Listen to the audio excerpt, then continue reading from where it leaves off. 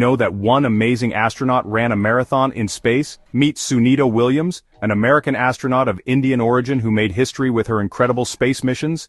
She spent a total of 322 days in space across 2 missions and became one of the longest-staying female astronauts in space. What did she do up there?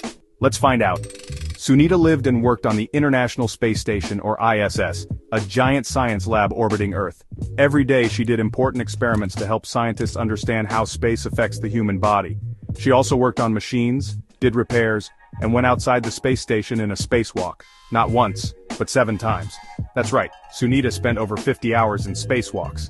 And guess what? She didn't just work, she had fun too. She did yoga in space, gave virtual tours of the ISS, and even ran the Boston Marathon on a treadmill while orbiting Earth. Isn't that cool? Sunita Williams has inspired millions around the world with her courage, curiosity, and love for science.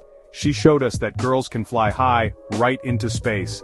Thank you, Sunita, for showing us that dreams have no limits, even in space. Credits. Subscribe for more amazing space stories.